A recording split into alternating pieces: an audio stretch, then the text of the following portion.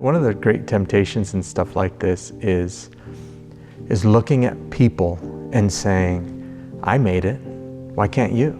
And there are a number of reasons why that's a terrible way to look at it. Overall, I think we're starting to see an increase in homelessness really the past couple of years. The cost of living in the area has gone up significantly with the growth, which is common, but it also means those who are on fixed incomes struggle to meet the needs of the costs that go up. If they have any type of behavioral health issue that has created a behavior that maybe they've been evicted or a head injury, they can't get housing anymore. It's so difficult. Some people have the idea that people are coming from other places to Weld County. But what I have found is that those that are experiencing homelessness here in Weld County were born and raised here. They're people that we sat next to in kindergarten. They're people that we played on the same middle school basketball team with. And for whatever reason, their life has taken a different path than ours. These are not strangers. These are human beings that many of us know. There's lots of different faces of homelessness, right? No experience of homelessness looks the same. We have people who just lost their housing because of a medical expense. They can't afford it any longer and they had to move out. A lot of them are students, college education, degrees, engineers,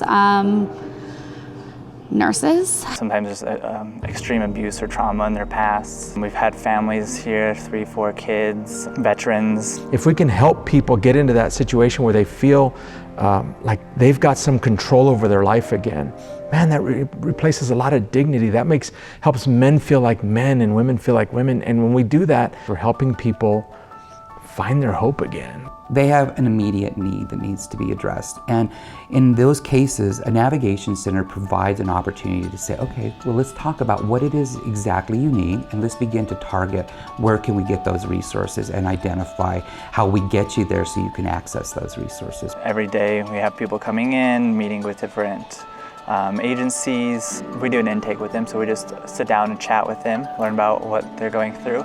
And then just do a screening for the resources they might need and what they might be eligible for. Once they finish the assessment, they hand it off to me and I enter them on a community by name list. This list is everyone that has been identified as experiencing homelessness.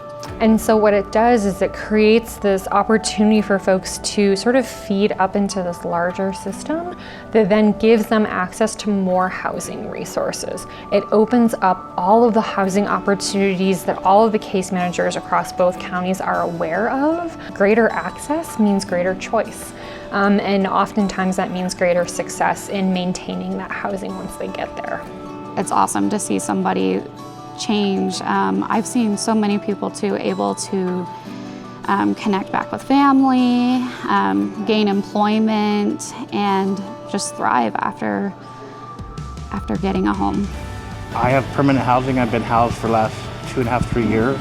When I first became homeless, it was my own fault. I got back into drugs. I've been an addict for years, and it just tumbled and tumbled. I was out of a job and back on the street. Did the panhandling and everything else, and just one day, I got so feeling bad about myself, I tried to jump off a bridge. But it changed my perspective about how can I get off the street, or how am I gonna be able to do this?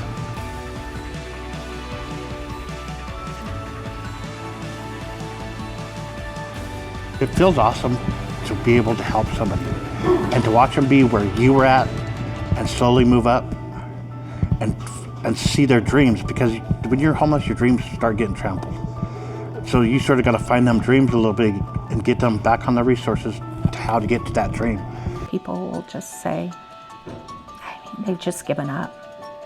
Plain and simple, they've given up. And so to start seeing them pick up and participating again in life is where we want them.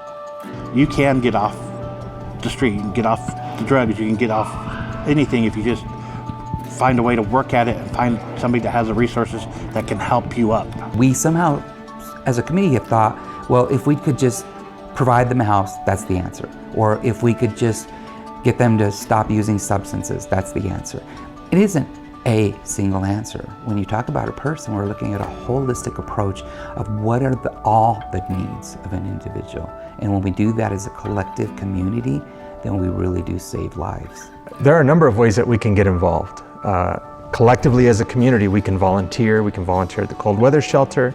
We can also give resources, specifically financially. This undertaking is expensive, it just is. But together, if collectively each of us do a little as a community, man, we save a lot. We need to come together as a community, you know. I think we have a mission, and we can do better for our people that need us. None of this can happen without our donors in the community and those that are backing us and supporting us in that way.